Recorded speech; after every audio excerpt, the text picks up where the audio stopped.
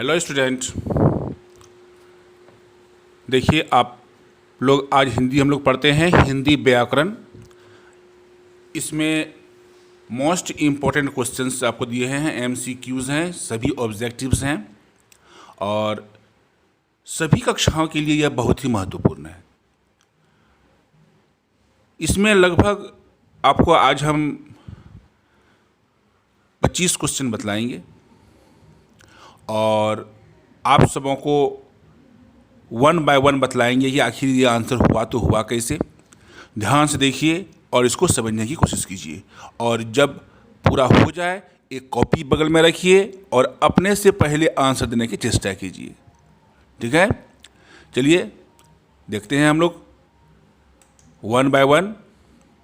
देखिए, इनमें से कौन सा शब्द क्रिया से बना हुआ विशेषण नहीं है। ठीक है, क्रिया किसे कहते हैं? जिसका जो काम करता है उसे हम क्रिया कहते हैं और जो उसकी विशेषता को बतलाता है उसे हम विशेषण कहते हैं। जो संज्ञा और सर्वनाम की विशेषता को बतलाता है उसे हम विशेषण कहते हैं। ठीक है, इसमें देखिए क्या है, कौन सा शब्द क्रिया से बना हुआ विशेषण नहीं है। ध्यान दीजिएगा, विशेषण नहीं है। ठीक है, तो चालू ये विशेषण है, कमाओ ये भी विशेषण है, पठित भी विशेषण है। इसमें समझना यही एक ऐसा है जो विशेषण नहीं है, इसलिए इसका आंसर क्या हो जाएगा? समझना। तो ध्यान इसमें यही रखना है कि कभी कभी दिया हुआ रहता है विशेषण नहीं है, कभी कभी दिया हुआ रहता है विशेषण है। सबसे पहले आप क्वेश्चन को ध्यान से पढ़िए और उसके बाद समझ में जो आए उसका आंसर कीजिए। ओके, चलिए अगले क्वेश्चन में आते हैं हम लोग। इनमें से कौन सा शब्द क्रिया से बना हुआ विशेषण है? ध्यान दीजिएगा, इसमें है क्रिया से बना हुआ विशेषण है। तो यहाँ वहाँ कल आज का, तो यहाँ वहाँ कल ये विशेषण नहीं है, आज का। इसमें क्या विशेषण हो जाएगा? आज का। ठीक है, तो इसमें क्या आंसर हो जाएगा? डी।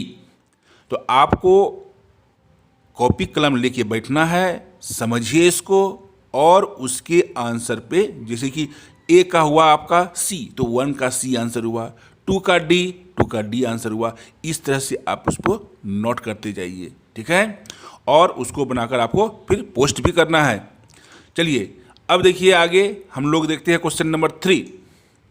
इनमें से कौन सा शब्द पुल्लिंग से बना हुआ स्त्रीलिंग है? ध्यान दीजिएगा, पुल्लिंग से बना हुआ स्त्रीलिंग रूप है।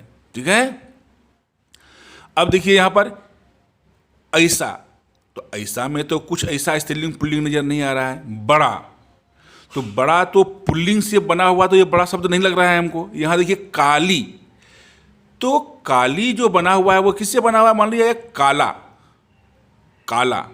हाँ, तो और क्या है? काली। तो काला से बना हुआ शब्द क्या है? काला हो गया पुल्लिंग और उससे जो शब्द बना काली वो हो गया स्त्रीलिंग। इसलिए आंसर क्या हो जाएगा? ए, काली। ठीक है, फिर देखिए आगे हम लोग देखते हैं कौन सा शब्द संस्कृत से तद्भव बनाया गया है। संस्कृत से उसको तद्भव रूप में लाया गया है, तो वो क्या होगा? ये ए, बच्चा। बच्चा जो है वो संस्कृत से तद्भव बनाया गया है, इसलिए इसका आंसर क्या हो जाएगा? बच्चा। ठीक है, चलिए अगले प्रश्न की ओर हम लोग बढ़ते हैं। इसमें देखिए क्वेश्चन नंबर 5, कौन सा शब्द गुणवाचक विशेषण है? ध्यान दीजिए, गुणवाचक विशेषण, ये आपका ऑप्शन है। लाल फूल, 5 लड़के, 10 हाथी, इनमें से कोई नहीं। ठीक है, तो इसमें कौन सा शब्द गुणवाचक विशेषण है? तो विशेषण क्या हो गया? जो विशेषता बतलाता है वो भी उसके गुण को बतलाता है। तो फूल, यहाँ देखिए फूल कैसा है? लाल है। लड़के 5 हैं तो 10 भी हो सकते हैं, हाथी 10 है तो 20 भी हो सकता है। इसमें ऐसी कोई गुण की कहानी तो है नहीं। और इनमें से अगर आपको लगता है कि नहीं ए बी सी नहीं है, डी होगा, तो डी में टिक लगाइए, आप अनुमान लगाइए क्या इसका आंसर हो सकता है। तो क्या होगा? लाल फूल। कौन सा शब्द गुणवाचक विशेषण है? तो लाल फूल गुणवाचक विशेषण है। चलिए हम लोग आगे क्वेश्चन की ओर बढ़ते हैं। टॉ वर्ग का उच्चारण स्थान, टॉ। अब ध्यान दीजिए, आप ढंग से बोलिए टॉ, और ये देखिए कि कहां से ये निकल रहा है। नहीं, तो आपको ध्यान देखना होगा टो। तो टो हम देख रहे हैं क्या, एकदम गले के अंदर से निकल रहा है, टो निकल रहा है ना। तो टो वर्ग का उच्चारण क्या हो जाएगा, मूर्धा हो जाएगा। दांत से तो टो हम नहीं बोल रहे हैं, जब हम टो बोलते हैं तो दांत का कोई यूज नहीं है। टो कंठ का, ओष्ठ का भी नहीं है, मूर्धा का, जो एकदम गले से निकल रहा है, अंदर से निकल रहा है, टो, तो वो क्या हो गया, मूर्धा। तो क्या हो जाएगा इसका आंसर, मूर्धा। टो वर्ग का उच्चारण क्या हो गया, मूर्धा हो गया। इस तरह से आप लोग प्रैक्टिस करते रहिएगा तो आपको मालूम हो जाएगा कि उच्चारण कौन शब्द कहाँ से होता है, ठीक है। और हम बता रहे हैं, देखिए चो, चो वर्ग का उच्चारण क्या है, चो। ध्यान दीजिए, आप पहले बोल लीजिए चो, और देखिए आपका जीव कहाँ जा रहा है, कहाँ जा रहा है, चो। ये चो बोलते हैं तो जीव आपका ऊपर तालु में सट रहा है ना, चो। तो बिना तालु में सटाई चो बोलिए तो ओ बोला जाएगा, नहीं। तो जब हम चौ बोल रहे हैं तो जीव हमारा जा रहा है कहाँ पे, तालु में जा रहा है, ऊपर की ओर जा रहा है। तो इसका आंसर क्या हो जाएगा, ए, तालु, ठीक है। तो चौ वर्ग का उच्चारण क्या हो गया, तालु। चौ, छ, जौ, झ, या, जो भी बोलिएगा सब में सब तालु में आ रहा है, ठीक है। तो इसका आंसर क्या हो गया, तालु। अब ध्यान दीजिए, पो, फो, बो, भो, मो का उच्चारण स्थान क्या है। अब आप अपने से सोचिए, तुरंत सोच लीजिए आप। तालु है, ओष्ठ है, कंठ है, दांत है। पो, फो, बो, भो, मो में क्या तालु का उपयोग हो रहा है, होठ का उपयोग हो रहा है, कंठ का उपयोग हो रहा है, दांत का उपयोग हो रहा है। किसका उपयोग हो रहा है, एकदम स्पष्ट है कि ये ओष्ठ, ओठ का उपयोग हो रहा है। नहीं, पो, फो, बो, भो, मो, तो ओष्ठ का उपयोग हो रहा है। तो इसका आंसर क्या हो जाएगा, बी। क्या हो जाएगा आंसर, ओष्ठ, होठ, ठीक है। अब देखिए आपका अगला क्वेश्चन क्या है, ये अंतस्थ व्यंजन कितने प्रकार के होते हैं, अंतस्थ व्यंजन कितने प्रकार के होते हैं, 7, 8, 4, 5। तो सबसे पहले तो आपको मालूम होना चाहिए ना कि अंतस्थ व्यंजन है क्या, तब ना इसका आंसर लिखिएगा। तो देखिए हम लोग जैसे बोलते हैं ना, क, ख, ग, घ, व, च, छ, ज, झ, या, ट, ठ, ड, ढ, व, त, थ, द, ध बोलते हैं ना ऐसे हम लोग। तो कहाँ तक आता है, प, फ, ब, भ, म तक आता है। तो क, ख एक हुआ, दूसरा क्या हुआ, च, छ हुआ, ट, ठ हुआ, त, थ हुआ, प, फ हुआ, 5 हो गया। 5 से 25 हो गया, हुआ ना, सब में 5 5 है। तो ये सब क्या है, तो ये सब क्या है, वर्गीय व्यंजन है। वर्ग में देखिए 7 का 7 ये एक समूह में रहता है, ये 5 का 5, ठीक है। लेकिन इसमें क्या है, हम लोग अंतस्थ व्यंजन किसको कहते हैं, तो य, र, ल, वो, तालब, य, र, ल, वो, बस य, र, ल, वो, ये चारों जो है ये क्या कहलाता है, अंतस्थ व्यंजन कहलाता है। तो अंतस्थ व्यंजन कितने हो गए, 4। क्या हो गए अंतस्थ व्यंजन, 4 हो गए। अब ये अंतस्थ व्यंजन हुआ क्या, 4 तो हम बोल दे तो कि य, र, ल, वो हुआ, तो क, ख क्यों नहीं हुआ, ध्यान दीजिए। तो अंतस्थ व्यंजन उसको कहते हैं जिसमें कि जीव का उपयोग नहीं के बराबर होता है। जी ना तालु में सटता है, ना दांत में सटता है, कहीं सटता ही नहीं है। और अगर स्पष्ट होता भी है तो बहुत ही कम, एकदम थोड़ा सा। इसीलिए इसको क्या कहा गया है, अंतस्थ व्यंजन कहा गया है। अब देखिए य, अब य बोले तो आप कहाँ क्या सटाए, जीभ देखिए आपका एकदम बीच में रह गया। य, र, र जब हम बोलते हैं तो हल्का सा तालु में जीभ सटता है, नहीं के बराबर। ल, उसमें भी ल में भी क्या होता है, हल्का सा सटता है तालु में, र, ल। वो में देखिए ना होठ सटता है ना जीभ कहीं सटता है। इसीलिए इसको माना गया है य, र, ल, वो, इस चारों को माना गया है अंतस्थ व्यंजन। इसीलिए अंतस्थ व्यंजन कितने प्रकार के होते हैं, 4 प्रकार के होते हैं, ठीक है। अब देखिए इसमें से य, र, ल, वो आ गया। अब है तालव, स, अक्ष, त्र, ज्ञ, ये 4 क्या हो गया, इसको हम लोग कहते हैं उष्ण वर्ण कहते हैं।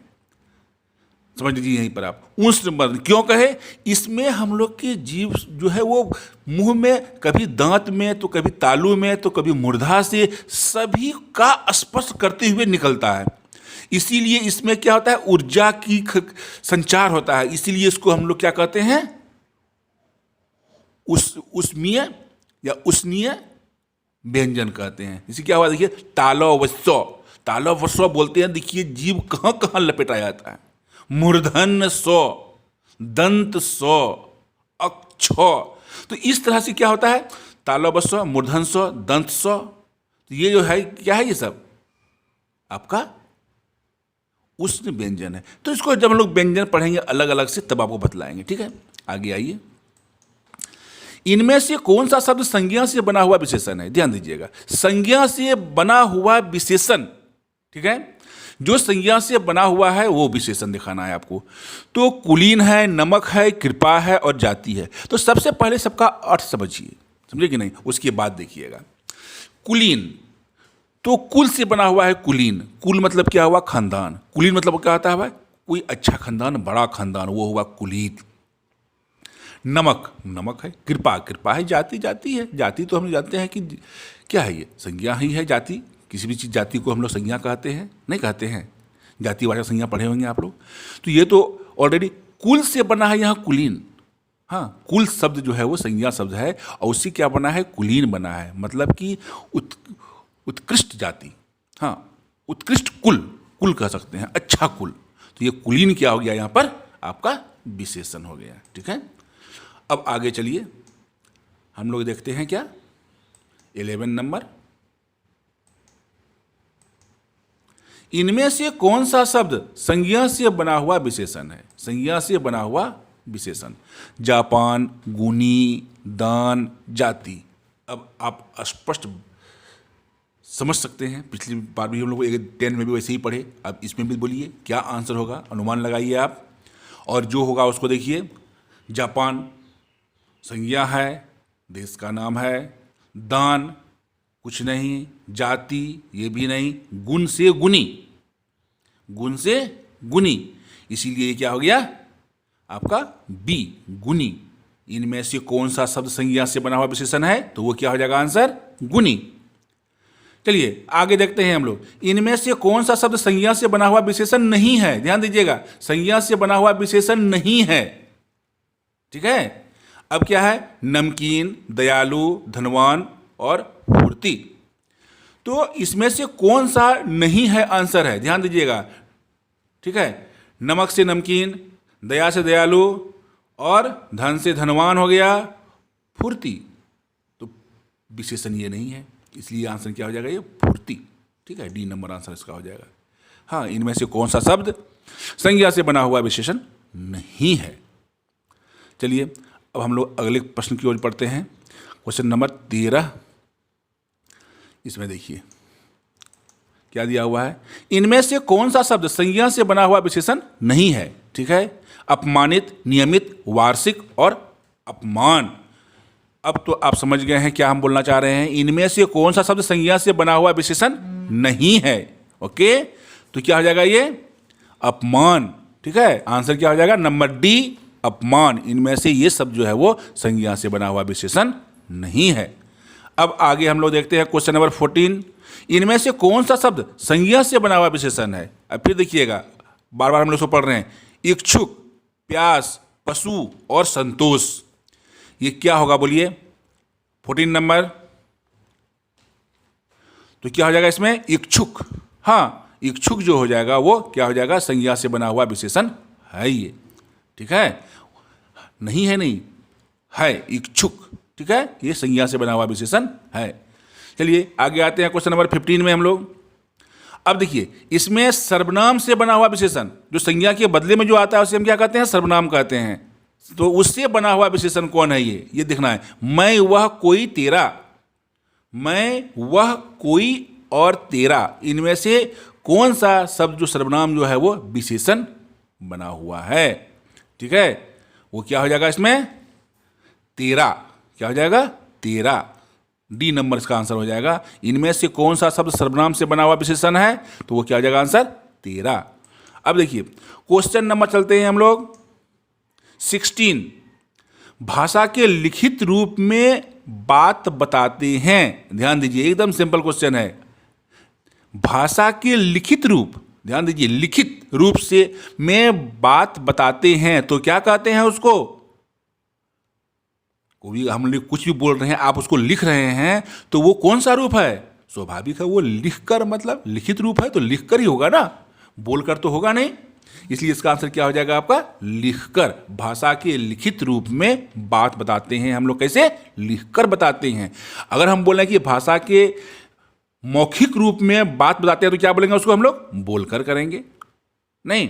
तो इसलिए यहां पे हम किसका यूज किए हैं? लिखित। इसलिए क्या आंसर हो जाएगा? लिखकर। ठीक है, अब आगे चलिए। क्वेश्चन नंबर 17, भारत की राष्ट्रभाषा है।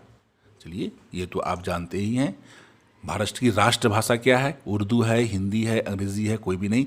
हम भारत की राष्ट्रभाषा हिंदी। ये तो आसान क्वेश्चन है, इसको तो आप इजी वे में कर सकते हैं। व्याकरण भाषा के बताता है, मतलब व्याकरण भाषा के क्या बताता है? बोलिए, नियम बताता है, काम बताता है, या नियम और काम दोनों बताता है, या इनमें से कुछ नहीं बताता है? तो क्या हो जाएगा आंसर? व्याकरण भाषा के बताता है क्या? नियम बताता है। नहीं, व्याकरण जो है वो भाषा के नियम को ही बतलाता है। इसलिए इसका आंसर क्या हो गया? ए। व्याकरण भाषा के बताता है क्या? बताता है नियम बताता है। इसलिए इसका आंसर ए हो गया। चलिए नेक्स्ट क्वेश्चन की ओर हम लोग बढ़ते हैं। क्वेश्चन नंबर 19, पुष्प कौन सा शब्द है? ध्यान दीजिए, तत्सम है, तद्भव है, देशज है, विदेशज है। ठीक है, पुष्प जो है वो कौन सा शब्द है? अब आपको जानते हैं, पहले भी पढ़े हैं आप लोग, ये सब 5, 6, 4, 5 के स्टूडेंट तो जानते ही होंगे। तत्सम है, क्या है? पुष्प जो है वो क्या है? तत्सम शब्द है। ठीक है, अब आगे आइए आप, क्वेश्चन नंबर 20, हर्षहु दीर्घहु के उच्चारण स्थान है। अब बोलिए, हर्षहु और दीर्घहु का उच्चारण स्थान क्या है? आप उच्चारण कीजिए इसको, हर्षहुकार, दीर्घहुकार। देखिए क्या इसका आंसर होगा? बोलिए इसमें से हर्षहु और दीर्घहु। तो हर्षहुकार और दीर्घहुकार का जो उच्चारण हो रहा है वो क्या हो रहा है इसमें? तो इसको हम लोग का जो उच्चारण होता है वो क्या होता है? होठों से होता है। नहीं, हर्षऊ, हर्षऊ और दीर्घऊ, ऊ नहीं, होठ की माध्यम से इसका उच्चारण हो रहा है, नहीं हो रहा है। हर्षऊ, दीर्घऊ, देखिए होठ को आप सिकुड़ रहे हैं, नहीं, तो इसको हम लोग कहते हैं होठों की माध्यम से इसका उच्चारण हो रहा है। आंसर क्या हो जाएगा इसका? डी हो जाएगा। ठीक है, अब देखिए क्वेश्चन नंबर 21 पे आते हैं हम लोग। ए, ऐ, ओ, औ कौन सा स्वर है? ए, ऐ, ओ, औ कौन सा स्वर है? हर्ष स्वर है, दीर्घ स्वर है, संयुक्त स्वर है, या इनमें से कोई नहीं है? बोलिए, ए, ऐ, ओ, औ कौन सा स्वर है? तो ये क्या है? संयुक्त स्वर है। ए क्या है? ए, ऐ, ओ, औ, ये क्या हुआ? संयुक्त स्वर हुआ। ठीक है, सी में आंसर हो जाएगा आपका। अब आगे देखिए, मात्राएं कितने प्रकार की होती हैं? तो यहां दिया हुआ है, देखिए 2, 3, 5, 7 कितने होते हैं? तो मात्राएं जो होती हैं वो मुख्य रूप से 3 प्रकार की होती हैं। कौन कौन? हर्ष हुआ, दीर्घ हुआ और प्लुत हुआ। ये 3 प्रकार की भाषाएं हम मात्राएं होती हैं, हर्ष, दीर्घ और प्लुत। इसलिए यहां पे हम कहा गया है कि मात्राएं कितने प्रकार की होती हैं? 3 प्रकार की होती हैं। ओके, अब आगे देखिए, हिंदी में व्यंजन वर्णों की संख्या कितनी है? व्यंजन वर्ण, स्वर वर्ण छोड़ दीजिए, ओ, आ को छोड़ दीजिए, क, ख सभी कितने हैं? तो 33 हैं। क, ख, ग, घ ये सब कितने हैं? 33 हैं। मतलब व्यंजन जो हैं वो 33 हैं। हिंदी में व्यंजन वर्ण कितने हैं? 33 हैं। ठीक है, अब आगे देखिए 24, क वर्ग का उच्चारण स्थान क्या है? क। अब ध्यान दीजिए और बोलिए, क का उच्चारण स्थान क्या है आपका? क का उच्चारण स्थान क्या है? क। हम एकदम कंठ से बोलते हैं उसको, बोलते हैं ना, इसीलिए क्या हो जाएगा वो कंठ, डी। क्या सा आंसर हो जाएगा? डी। क वर्ग का उच्चारण क्या हो गया? कंठ। जब हम लोग क बोलते हैं तो देखिए जीभ जो है एकदम अंदर की ओर कंठ में सटता है, इसलिए ये क्या हो गया? कंठ। ठीक है, अब आगे देखिए लास्ट क्वेश्चन देखते हैं हम लोग 25 नंबर। प वर्ग का स्थान, उच्चारण स्थान क्या है? प। अब प बोल रहे हैं तो कहाँ जा रहा है? प नहीं, डी ओष्ठ जा रहा है, नहीं, प वर्ग का प, फ, ब, भ, म सब में किसका है? ओष्ठ का यूज हो रहा है ना। तो ये पहला सीरीज है, इसमें आपको हम 25 MCQs दिए, ऑब्जेक्टिव क्वेश्चन दिए, आपको वस्तुनिष्ठ प्रश्न दिए और सबों को समझाए। इस तरह से बार बार आपको हम देते जाएंगे और एक दो नहीं 2-3 हज़ार क्वेश्चन आप लोगों से बनवाएंगे हम, और यूं ही उसका हम क्या करेंगे? एक्सप्लेन करते जाएंगे। और आप अगर ध्यान से पढ़िएगा तो आपको कहीं पे कोई परेशानी नहीं होगी। और जब एग्ज़ाम में किसी भी प्रकार का एग्ज़ाम दीजिए, आप क्लास का एग्ज़ाम दीजिए, दे रहे हैं, चाहे आप कोई कंपटीशन का एग्ज़ाम दे रहे हैं, हर जगह ये काम आता है। ग्रामर, हिंदी ग्रामर चाहे हिंदी का हो या इंग्लिश का हो, उसको हम नहीं कह सकते हैं ये कि छोटी क्लास के लिए है, 5 क्लास के लिए है, 10th क्लास के लिए है, ग्रेजुएशन के लिए है, मैट्रिक के लिए। ग्रामर तो ग्रामर होता है, उसको आप व्याकरण तो व्याकरण अपने स्थान पे है, इसलिए इसको सीख लीजिए और अपने एकदम मन में रखिए, एकदम रटिएगा। ये सब तो रटने से कोई उपाय नहीं है। प वर्ग का उच्चारण के स्थान है ओष्ठ, ओष्ठ, ओष्ठ। हम रट रहे हैं, याद कर रहे हैं, अब ये समझ ही नहीं रहे हैं कि आखिर हम क्यों ओष्ठ याद कर रहे हैं, लेकिन हम समझ जाते हैं कि प वर्ग का उच्चारण क्या है? प जब बोलते हैं तो दोनों होठ जो है उसको, उसके माध्यम से आवाज़ निकल रहा है, इसलिए इसको हम प वर्ग कहें। तो अब इसमें याद क्यों करना, सिर्फ समझना। ओके, अब 25 क्वेश्चन आप लोगों को दिया गया है और आप लोग क्या कीजिएगा, इसका आंसर, और आप लोग क्या करते हैं, पूरा पूरा आंसर लिख देते हैं। नहीं लिखिएगा, उतना नहीं लिखना है आपको, क्योंकि तो हमको भी चेक करने में परेशानी होती है। आप सिर्फ लिखिए ए, जैसे 25 का सी, 1 का डी, 2 का एफ, सॉरी ई तो नहीं हो, ए बी सी डी तक ही है, ई तो होगा नहीं। अब मैंने 10 का बी, 14 का सी, जो आंसर सटीक है सिर्फ उसका ए बी सी या डी लिख दीजिए, समझे कि नहीं। अब फिर देखते हैं आप लोग कितने स्टूडेंट ढंग से आंसर बना के भेजते हैं। और अगर आप आंसर इसका लिखिएगा, तय है कि लिखते लिखते ही आपको ये समझ में आ जाएगी, आपको याद हो जाएगा। ओके, अब नेक्स्ट क्लास में आपको हम फिर देंगे इसका अलग से।